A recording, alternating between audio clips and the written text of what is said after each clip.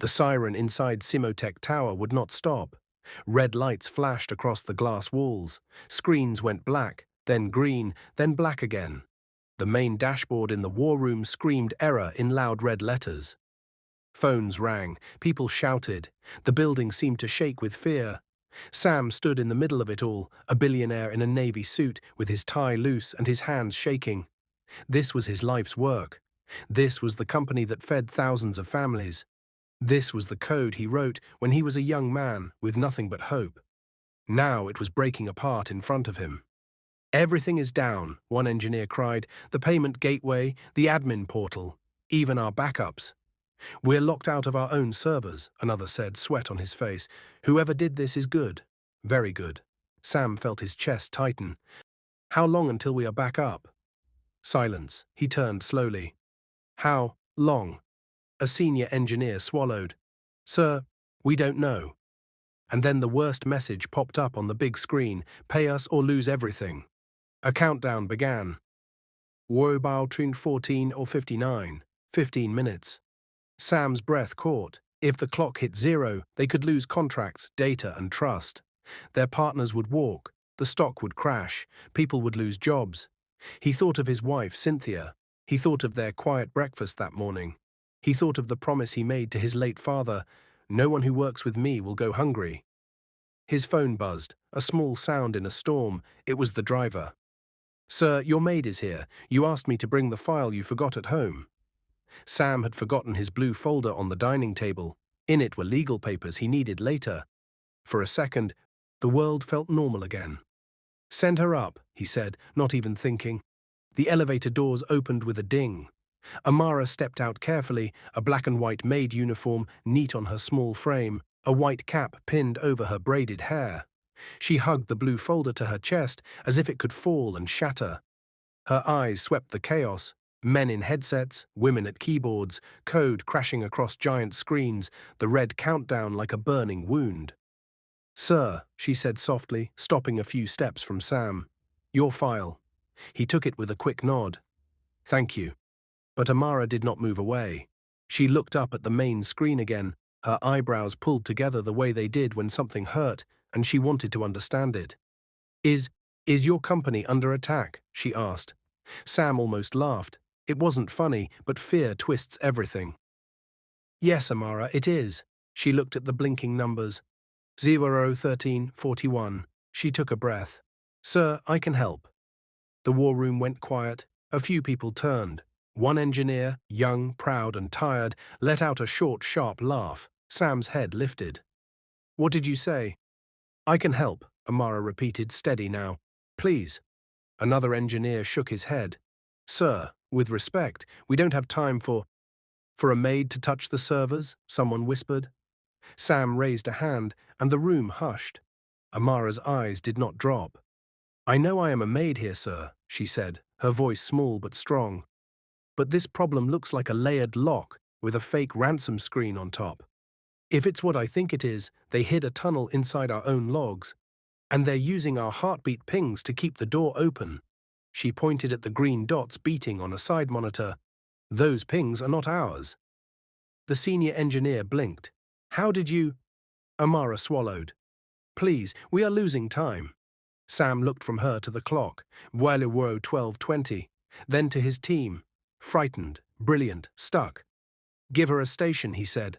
"What?" the young engineer blurted. "I said give her a station," Sam repeated. "We try everything. Now." A chair rolled away from a desk. Amara slipped into it.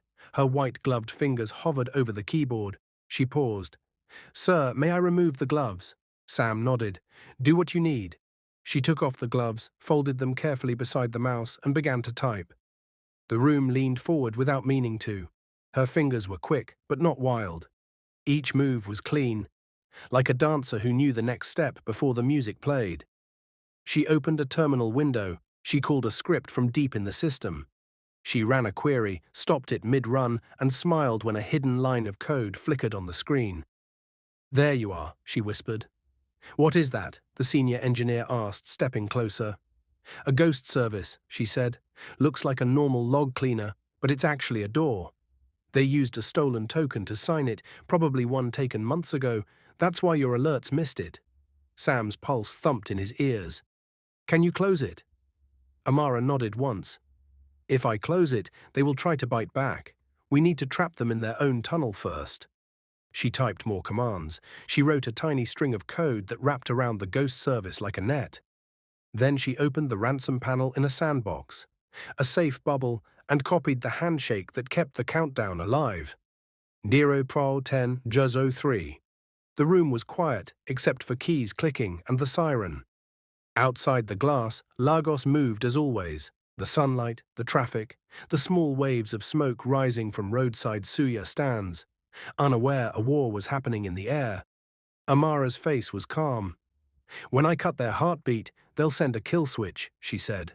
We'll let it hit the sandbox, not our real servers. When they think we're dead, they'll try to pull data. That's when the net tightens. The young engineer couldn't help it. How do you know all this? Amara didn't look away from the screen. Because it's smart, and because I have seen it before. Sam found himself standing right behind her, eyes on the code, mouth dry. He didn't know how this maid knew these things, but she did. And he had 13 floors of people who needed a miracle. 808, 14. Ready, Amara said. She hit enter. The ransom screen froze. The red numbers shook, then stuttered. The main network map flashed as if a sheet of lightning crossed it. Somewhere a hidden door slammed. Somewhere else a key snapped in a lock. Kill switch, Amara said calmly. The lights in the war room flickered. Every monitor went black at once. People gasped.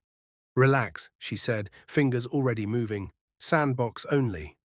One by one, the side monitors came back to life. The main screen stayed dark. The siren kept screaming. Power them, Sam urged. Power everything. I am, she answered. They are pulling. Let them think we are weak. She tapped another command and set a decoy data stream flowing like a shiny river into a fake vault. Bite, bite, bite, she whispered. On a small graph, a red line spiked. They're taking the bait, the senior engineer said, hope rising in his voice. Amara nodded. 3, 2, now. She struck another key.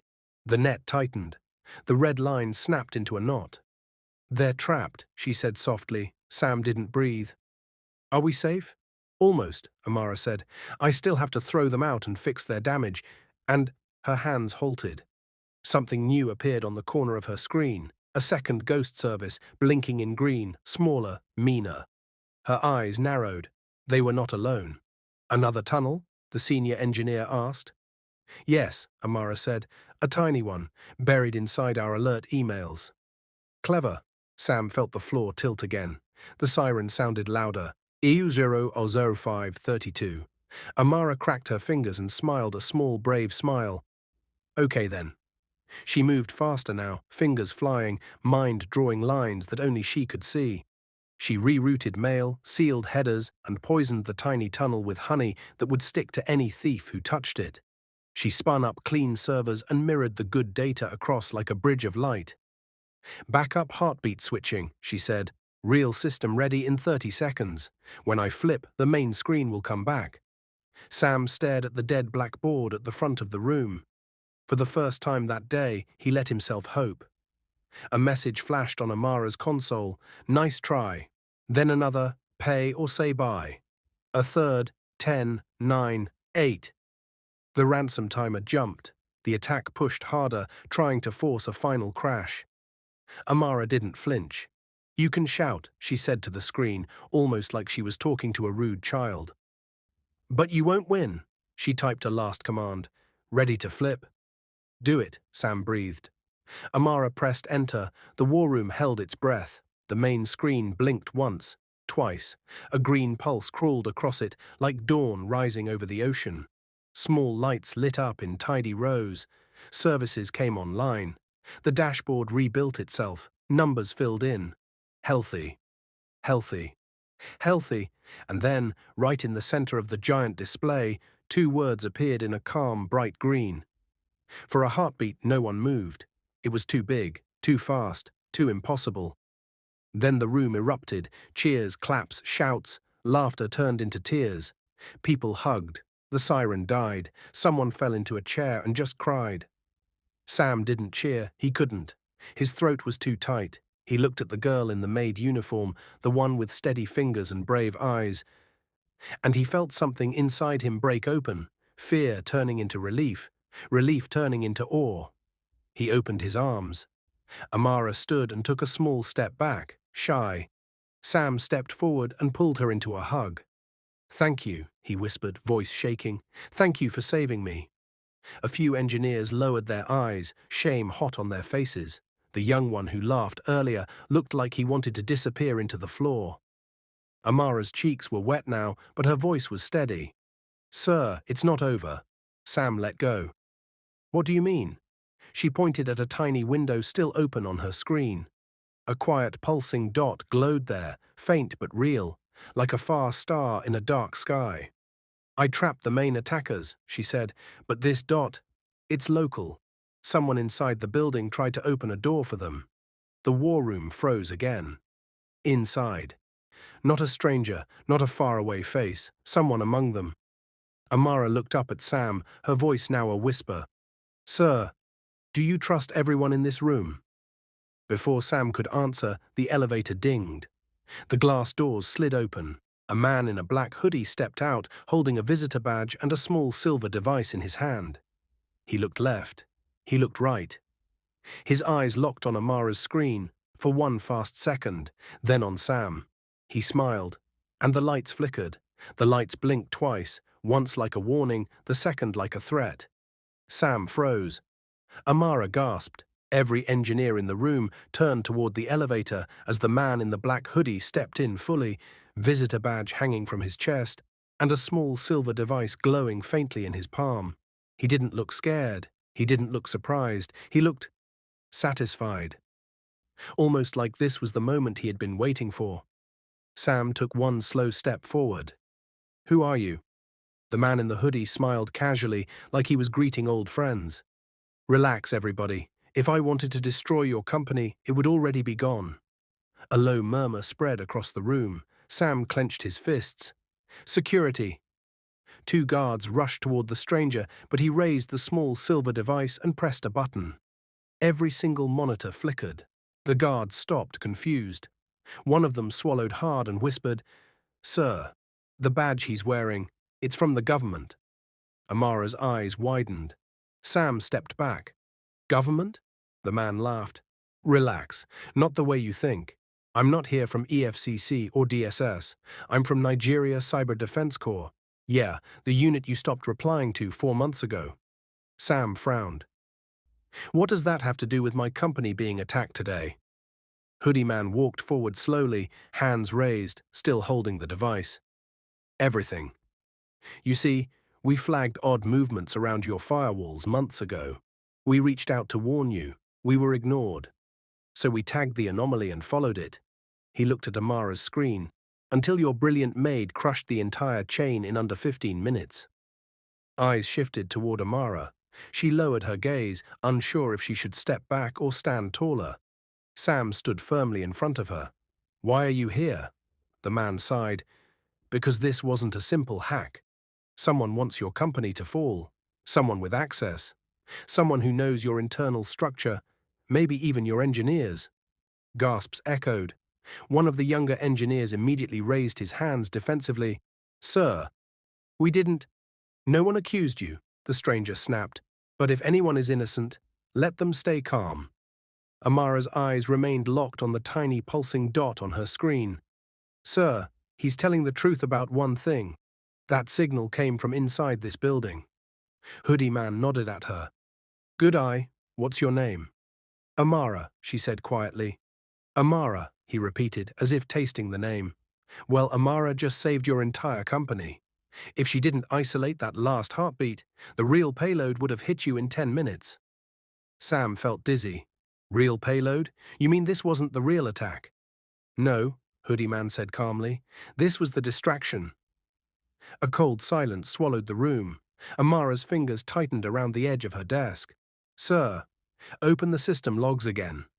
The senior engineer quickly obeyed. Rows of logs flashed across the screen. Amara leaned closer. There, deep in the logs, was a hidden line of code blinking faintly, almost invisible, a script scheduled to run in exactly 12 hours. Amara whispered, This is a data drain. Slow, silent. This would have wiped your archives clean. One faint line, one hidden command, enough to destroy a billion-dollar company without noise.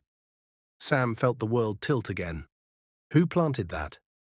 Hoodie Man crossed his arms. We were hoping you could answer that, because it's someone very close. A trembling voice rose from the back of the room. Sir, your 3 p.m. board meeting. The investors are waiting. Sam closed his eyes. His heartbeat thudded in his ears. Tell them I'm coming. But he didn't move. He kept looking at the small blinking threat on the monitor. He kept thinking about the quiet mornings he used to enjoy, believing the world was safe. He kept remembering how Amara, a maid, walked into chaos and fixed what his experts couldn't. Sam turned sharply to Hoodie Man. Can you identify the insider? The man smirked. With your team's help? Yes. With her help? He pointed at Amara. Definitely. Amara stepped back. Me? Hoodie Man shrugged. You see what most people never see. You're fast. You're precise. You're not afraid. He pointed at the second ghost service on her screen. You found something my own unit missed. Amara froze. People were looking at her differently now, not as a maid, but as something else. Sam placed a hand gently on her shoulder. Amara, please tell me the truth. How did you learn all this? Everyone turned to her. The entire war room went still. Amara took a shaky breath. Her chest rose and fell slowly. She pressed her hands together in front of her like she was gathering courage. Sir, she whispered, I wasn't always a maid. Her eyes glowed with pain as she spoke. I was Nigeria's best cybersecurity student in my university. I was leading a major project. My lecturers said I was going to be a national asset. Her voice cracked. But in my 3rd year, my parents died in a car accident. The room fell silent. My whole life fell apart. I had no money, no family to support me, no one to help. I dropped out. I worked odd jobs. I slept in a church compound for months. I took the maid job here to save money and return to school. Her eyes filled with tears. I wanted my parents to be proud of me, she whispered. Sam felt his throat tighten. Cynthia's gentle face flashed in his mind, how she always told him compassion changes lives. The entire room felt the weight of Amara's truth. Hoodie Man cleared his throat softly. Well, you're not just a maid, and you're not ordinary. And honestly, sir, he looked at Sam. If you don't put this girl back in school, Nigeria will lose a gem. Sam nodded slowly. She's not going back as a maid.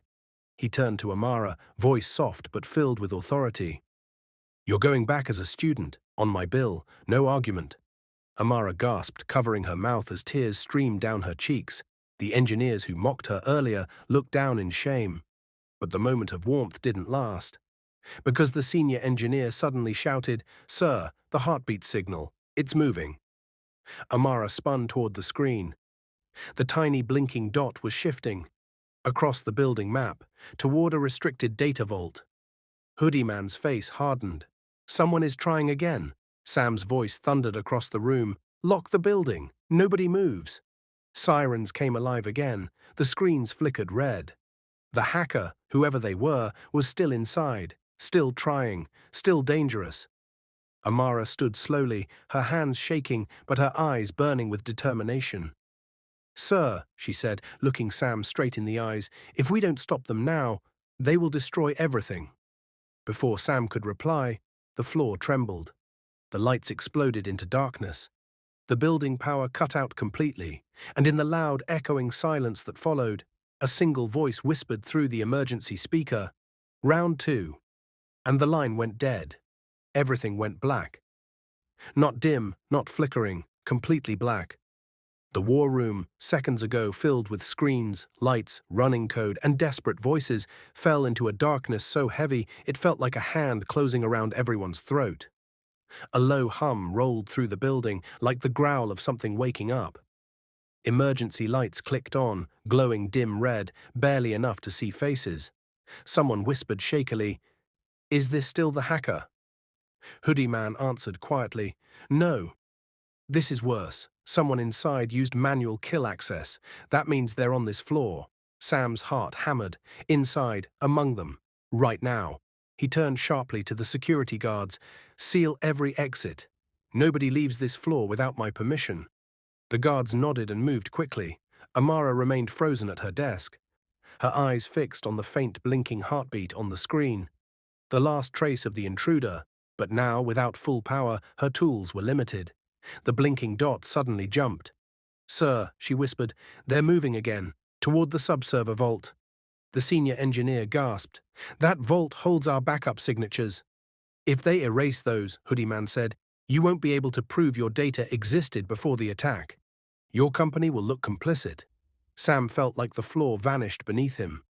"This is sabotage," he breathed, "not theft. Someone wants to destroy me." Everyone looked around the room, scared of each other. Amara stood, clutching the desk. "We can still catch them." Hoodie Man raised an eyebrow. "You're brave." "She's right," Sam said firmly.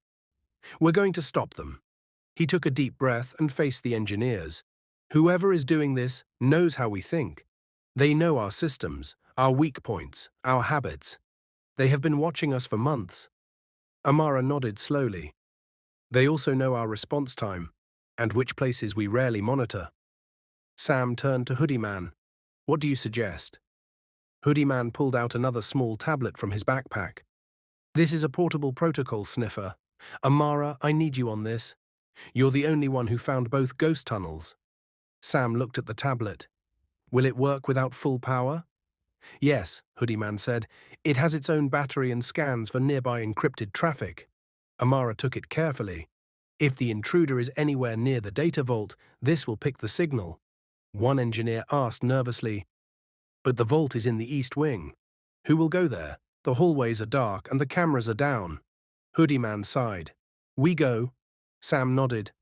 "I'm coming too." Amara swallowed. "Sir, it might be dangerous." Sam's voice was calm but strong. "This company is my life. I'm not hiding in the war room while someone destroys it." A rumble passed through the building. The lights flickered again. Then a new sound echoed down the hallway. Footsteps, slow, heavy, measured. Everyone in the war room froze. Hoodie Man whispered, "They're close." Amara held the protocol sniffer tightly. Hoodie Man pulled out a flashlight. Sam clenched his jaw and stepped forward. "Let's move." The hallway outside the war room was long, quiet, and swallowed in red emergency glow. Every footstep echoed like it belonged to a giant. Amara walked between Sam and Hoodie Man, her hands trembling but her eyes sharp. She watched the tablet screen carefully. It beeped, softly at first. Hoodie Man whispered, "Signal is close." The beep became stronger, then faster. Amara stopped suddenly. "Sir, look." At the far end of the hallway, a door stood slightly open, just a crack. Cold light spilled from inside. "The subserver vault," Sam said. Hoodie Man nodded. "They're in there." Sam took one step forward. A shape moved behind the half-open door. A shadow. Human. Calm. Like they were waiting. Amara's heart raced. "They're not trying to run." "Of course not," Hoodie Man whispered. "They think they're smarter than us." He lifted his flashlight slowly. Sam raised his voice. "Step out slowly, now." Nothing. The hallway hummed. The emergency lights flickered. Sam tried again, louder. "Come out." Slowly, the door creaked wider. A figure stepped out, and the moment Sam saw the face, his stomach twisted. It wasn't a stranger. It wasn't a visitor. It wasn't a random staff member. It was someone he trusted. Someone he ate with.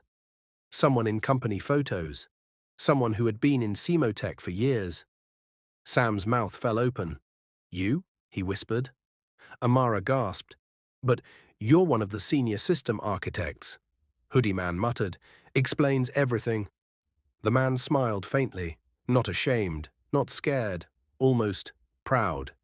He held nothing but a small silver flash drive in his hand, the same type Amara had seen used in the first attack. Sam stepped forward, hurt slicing through his voice. "Why? Why would you do this?" The man shrugged casually, like he was discussing weather. Because the highest bidder paid me. Because your company was growing too powerful. Because people like me remain invisible while people like you get everything. Sam's heart broke. I gave you a job when no one else would take the risk. The man chuckled softly. Exactly. And look how powerful I became because of it. Amara shook her head. You almost destroyed the entire company. Almost? The man laughed. Who said I'm done? He lifted the flash drive and pressed a button. Every emergency light in the hallway flickered violently, like a heartbeat failing. Then, the server vault door behind him clicked loudly. Amara's eyes widened. He triggered the auto-purge, Hoodie Man cursed. If the purge finishes, all your backup signatures will vanish. Sam's voice trembled. Turn it off, now. The man smiled softly. No. Behind him, inside the vault, the main server stack began to glow red, overheating by force. They had minutes, maybe less. Hoodie Man raised his flashlight. Sam stepped forward, but the traitor lifted the silver flash drive again. Come closer, and I pushed the final command. Then he said something strange. I didn't come here to destroy your company today, Sam. His eyes shifted toward Amara. I came to see her. Amara froze. Me? He nodded. The girl who broke my entire network. The maid who embarrassed me. I just wanted to see who you really are. Hoodie Man whispered to Sam, he's obsessed, and that's dangerous. The hacker smiled wider. You can't stop the purge, Sam, but you can decide what you lose. Sam's voice shook. What do you want? The man pointed the flash drive directly at Amara. Her. The hallway gasped. Sam stepped in front of her immediately. You're insane. She's the only one who can reverse my work, the traitor said calmly, so she will come with me. Amara shook her head rapidly. I'm not going anywhere, the man shrugged. Then say goodbye to your company. Inside the vault, the server heat rose higher. Warning alarms beeped faster. Hoodie Man whispered, Sir, if he hits that final button, everything goes offline forever. Sam felt fire in his chest. His voice came out like thunder. You will never take her. The man smiled coldly. Then I destroy everything. He raised his thumb over the flash drive. Amara's heart stopped. Hoodie Man's eyes widened. Sam took a step, and then... The hacker pressed the button. The vault lights exploded in red. Smoke began to rise. The building alarms screamed. Amara screamed too. No, the backups! The traitor turned and ran. Hoodie Man grabbed Sam. Go after him. Sam sprinted down the hallway like he was running for his life. Amara stared at the burning vault. The whole company's history, its proof, its signatures, everything was melting. But then she saw it. A faint panel on the wall beside the vault. A manual override. Her eyes widened. Maybe I can still save it. She ran toward the smoke. Hoodie Man shouted, Amara, wait! But she didn't stop. Not with Sam's company burning, not with lives on the line, not with the traitor getting away. She reached the panel, coughing, eyes burning. She pulled the emergency lever, and the entire building shook. The building shuddered like something deep inside it was breaking apart. Sirens wailed. Smoke rolled out from the subserver vault, thick and hot, making Amara cough as she pulled the metal lever with all her strength. The emergency override screamed to life. A loud clang echoed through the hallway, the vault door beginning to seal itself shut to prevent total destruction. But it wasn't closing fast enough. Flames flickered through the crack. Hot air blasted outward like the vault was breathing fire. Hoodie Man ran toward her, shouting, Amara, step back. The heat sensors are unstable. But Amara didn't move. She held onto the lever with trembling hands, forcing it downward inch by inch. It's not closing, she cried. He melted part of the locking rod. It stuck halfway. Hoodie Man cursed under his breath. That traitor wanted permanent damage. Smoke curled around Amara's face, stinging her eyes. She blinked away tears and pushed harder. Come on, she whispered, fighting the lever. Please, close, before it reaches the backup grid. Behind her, Sam's voice echoed from the hallway as he sprinted after the traitor. Don't let him escape. Feet pounded, doors slammed. Someone shoved past a desk. A loud crash shook the floor, but Amara couldn't look back, not when the servers behind the door were beginning to spark violently. She screamed, using her whole weight, and the lever finally slammed into place. Boom! The vault door sealed shut with a thunderous grip. Hoodie Man skidded beside her, grabbing her shoulders. "Are you okay?" Amara collapsed to her knees, coughing hard. She wheezed, "I think I sealed it before the fire spread to the backup signatures." Hoodie Man looked at the locked vault, then at the interface panel. He pressed a few buttons. The readings showed damage, but not total destruction. "You saved them," he whispered. "The backup signatures are safe. The purge didn't reach them." Amara let out a shaky breath of relief, but the moment didn't last, because down the hallway, Sam's voice roared, "Stop him!" The traitor ran through the emergency-lit corridor, weaving between shadows with surprising speed. Sam chased him, chest burning, fury pounding through him louder than the alarms. "You betrayed me," Sam shouted, closing the distance. "You betrayed everyone in this company." The traitor looked back with a smirk. "You built an empire, Sam, but you forgot to watch the people inside it." He spun around a corner, Sam followed, and almost slipped. The floor ahead was covered in shattered glass from the earlier blackout. Broken ceiling lights dangled like metal fangs. Sam dodged a hanging fixture and ran faster. "You won't escape this building," he yelled. The man reached the security stairwell. He pushed the door, locked.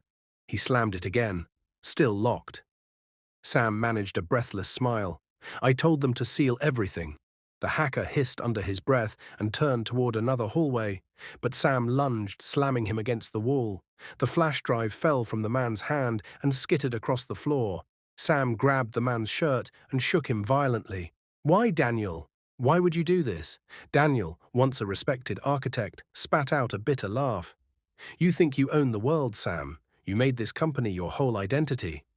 You never saw people like me standing right beside you." Sam's jaw clenched. "I trusted you," Daniel smirked. "Your first mistake." Suddenly, Daniel slammed his forehead against Sam's nose. Sam staggered back, stunned. Daniel used the opening, kicked Sam hard, sending him crashing into a desk. The traitor grabbed the flash drive and bolted down another hallway.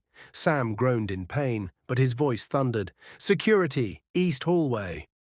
Hoodie Man supported Amara as she stood up. "We have to get to Sam," she said, even though her knees were shaking. "We will," Hoodie Man said. "But first, let me run a scan on the remaining heat signatures. If we don't cool the vault in time, the backups could still destabilize." Amara wiped soot from her forehead. "Let me help." "You've done enough." "No," she said firmly. "This is the last part of the attack. If the traitor triggered chain scripts before running, something else might still be active." Hoodie Man hesitated, then handed her the protocol sniffer again. "You're right. Scan the peripheral nodes." Amara nodded, tapping through new layers of code, but what she saw made her freeze. "Hoodie Man, look." He leaned over. A new script had appeared, one that hadn't been there moments earlier. A countdown, different from the first, smaller, faster. 00459. Hoodie Man cursed. Daniel planted a second purge, one that activates if his first attempt fails. Amara's heart thundered. "Sir, if this hits 0, the vault will fry completely. We have 4 minutes to stop it." Sam didn't care about the blood on his nose or the pain in his ribs. He ran. He sprinted across the hallway, lungs burning, calling security through the earpiece. "East wing, cut him off." Daniel reached the office lobby where the tall glass windows overlooked Victoria Island. Red emergency lighting washed over everything, making the whole floor look like a scene from a nightmare. Daniel stopped running. He turned slowly to face Sam. "This ends today," Sam growled. Daniel smiled faintly. "Yes, but not the way you think." He raised the flash drive. "You see, Sam, this wasn't just about destroying your company." He pointed the device towards Sam. "It was about destroying you." Sam froze. "What do you mean?" he whispered. Daniel's eyes burned with hatred. "You took my position 3 years ago, the role the board promised me, and you gave it to yourself. I was supposed to be the CTO. I was supposed to lead this empire." Sam blinked, confused. "The board voted. Everyone agreed I should serve as CTO while still being CEO. You never—" Daniel cut him off, screaming, "It was mine." His voice echoed through the empty lobby. You stole my future. You stole my recognition. You stole the life I was building. Sam took a step forward. Daniel, listen to me. No, Daniel snapped. You built an empire, Sam. But today, it burns. He pressed a small button on the flash drive. Down the hallway, alarms exploded. Red lights flashed violently. A warning voice echoed. Secondary purge activated. 4 minutes to system failure. Amara's hands flew across the tablet screen. Hoodie man, we need manual override access. If we don't enter the code in time, the vault will melt. Sam is the only one with the override, Hoodie man said, and he's chasing the traitor. Amara swallowed, eyes burning. Then we need Sam, now. Sam stared at Daniel, the beeping alarms reflecting in his eyes. Turn it off, Sam said quietly. Please, don't do this. Daniel shook his head. No more begging, no more chances. He pointed at Sam again. You lose. Sam lunged. Daniel dodged. The flash drive flew out of Daniel's hand, skidding across the floor toward the window. Sam tackled Daniel with full force. They crashed into a glass table, shattering it.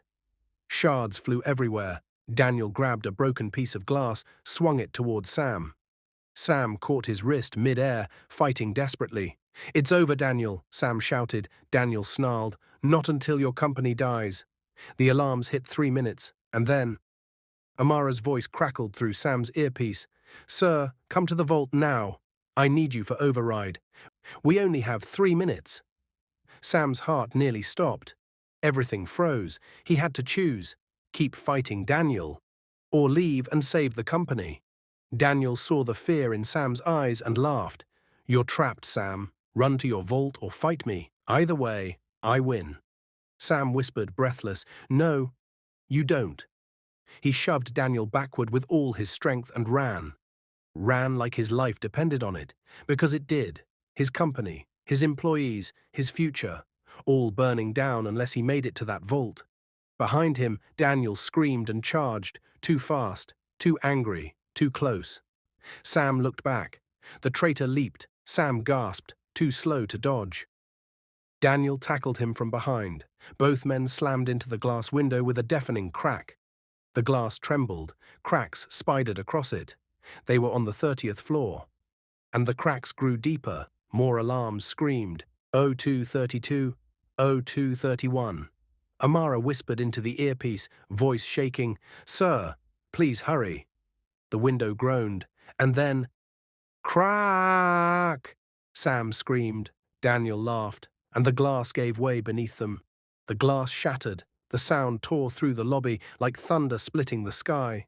Shards burst outward. Wind roared in. Papers scattered. Metal screeched. Sam and Daniel fell. For one terrifying heartbeat, both men were suspended in the open air of Lagos, 30 floors above the ground, nothing beneath them but wind and death.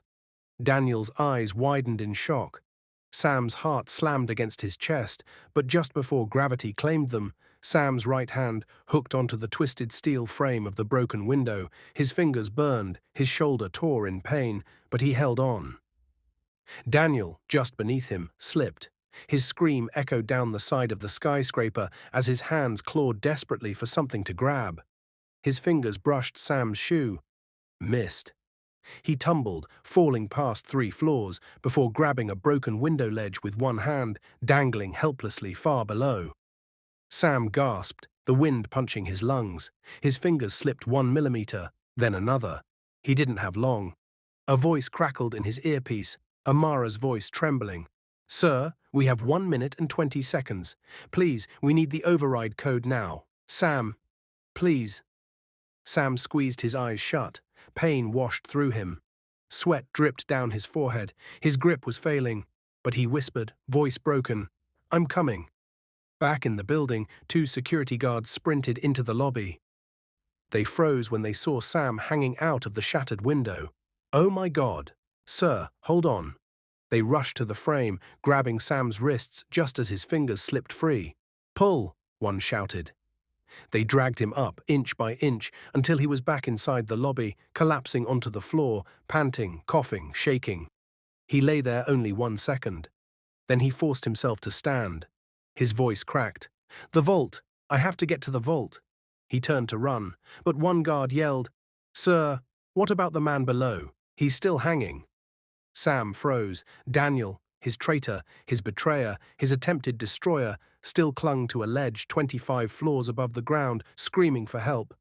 Sam, Daniel cried, voice breaking, please, please don't leave me. Don't let me fall. I don't want to die. Sam's chest tightened. He had every reason to walk away, every reason to let the man fall, every reason to save only himself and his company. But Sam wasn't built that way. Breathing hard, he looked the guard in the eye. Save him, Sam said. But sir, save him, Sam repeated, stronger. The guards nodded and ran to get ropes. Sam didn't wait. He sprinted toward the vault.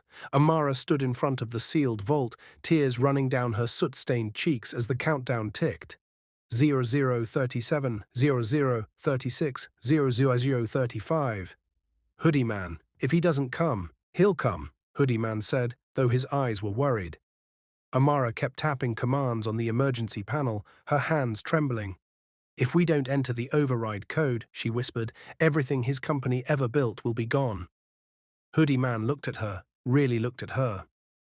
You know, he said softly, I've worked in cybersecurity for 10 years, and I've never seen anyone do what you did today. You don't belong here as a maid. You belong in a lab, in a command center, in a top university, in a national defense program.